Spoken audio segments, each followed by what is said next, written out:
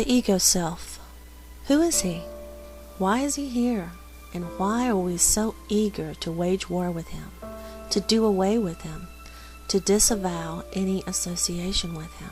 And why do so many schools of enlightenment tell us that, yes, he is bad, and yes, he should be done away with entirely, if at all possible? Why? Because they only see the partial picture. They note only that, yes, he is wild. Yes, he makes mistakes, and yes, he is indeed running our life. But there is more to him. With this video, I hope to show how our ego self isn't something to be abandoned. In fact, I hope to show quite the opposite, because the ego self is a direct expression of us. And we don't need to do away with him entirely.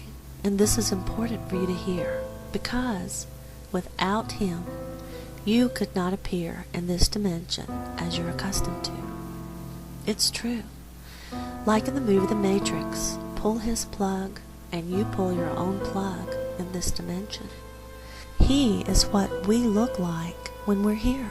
He is us, our very own projection. But our current system of beliefs has utterly convinced our poor ego self that he is hanging out here alone, and he's afraid. And his fear is expressed in his mistakes as he desperately tries to find his footing and survive. As we are moving collectively as well as individually into larger and clearer streams of consciousness, we can begin to see this. Nothing is separate from you, so why wage war with ourselves, with our own projection? Instead, we finally begin to see him for what he is, a direct reflection of ourselves. And like in the video, acceptance versus the power to change, the first thing we must do is accept him. Because through our acceptance, through our knowledge that he is our creation, our projection, we gain dominion over him. We find that he is nothing to be combative with at all. He is only a mirror. When you change, he will change. He cannot help but to do so, for he is your shadow on the wall of Plato's cave, and you are the reality that is cast in his image. But if you try to deny him like an illegitimate child and cast him aside, all you do is forfeit your ability to influence him. You'll bind your own hands, but you will never escape the relation. Here is an example. Trying to deny or remove your ego self is somewhat like trying to divorce yourself from your reflection in the mirror. So when you got up in the morning with your hair poking up and looking quite untidy, could you simply say to your reflection in the mirror, "That's not me"?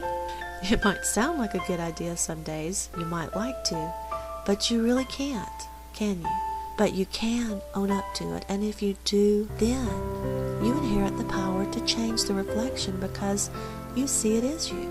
It is your projection, your reflection in this mirror that we call reality. And this reflection is not fixed. We are always in the act of becoming. So change is easily yours if you abandon the old patterns and paradigms that are keeping you stuck. And while we're doing away with old things, can we rename our ego self? Please? That title is tainted with acquired animosity. So let's give him a new name, a more accurate name. Let's call him our projected self, which is actually much closer to the truth. Now, though you can't escape your projected self, you can realign him. And you begin to do this by knowing what he truly is. He isn't a growth or a cancer to be removed. He is a projection of you. No, he's not the real you, but he is indeed a reflection of the real you.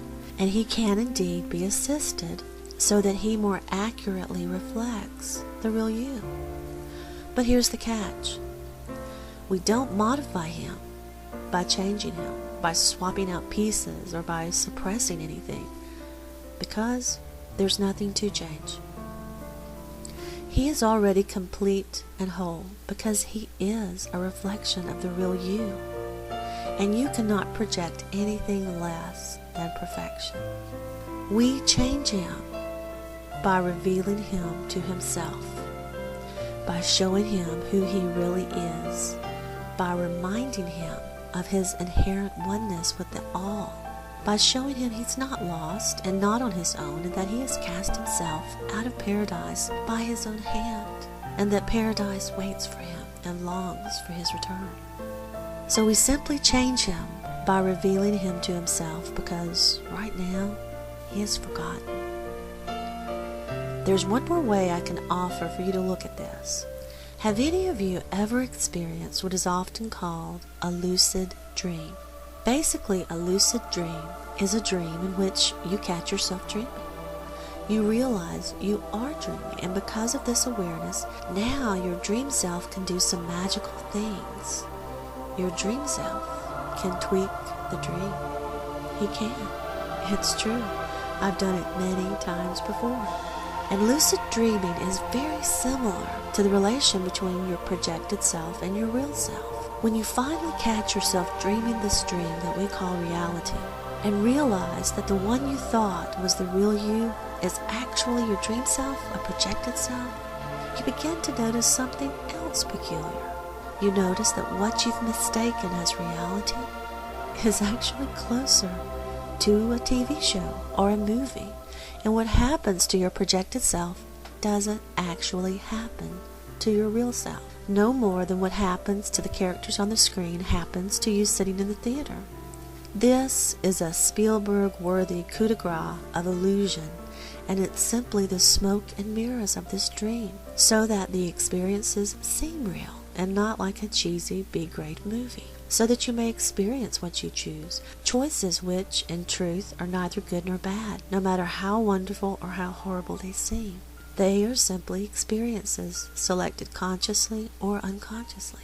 Whether you think them good or bad is determined by your perspective, and your perspective is governed by the set of beliefs or paradigms that your dream figure or projected self has given its agreement to and has adopted as real. But the most important thing that happens is when this dream figure wakes in the dream, when your projected self wakes in what we once perceived as reality. This is the moment you are searching for. It's your awakening, the beginning of the enlightenment you seek. And you truly know why Shakespeare said, "All the world's a stage, and all the men and women merely players." Because now, awake in the dream, we are aware of our undeniable oneness to the real dreamer. And by this knowing, we automatically manifest an open conduit of all possibilities. By this awareness, we can now tweak the dream, because we have awakened while still in the dream.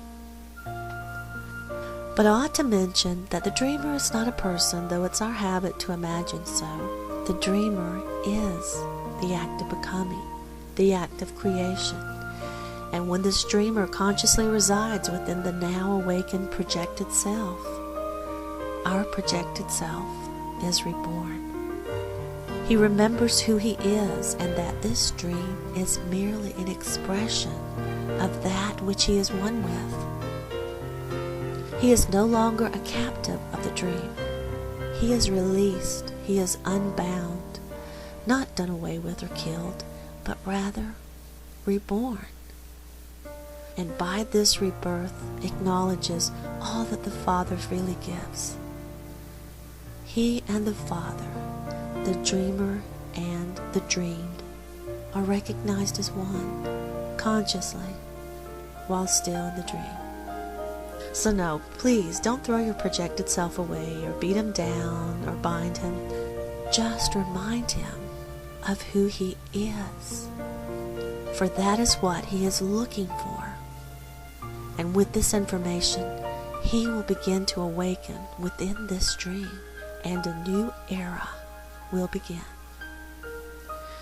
When one rises, we all rise. You have this ability. You have this and more.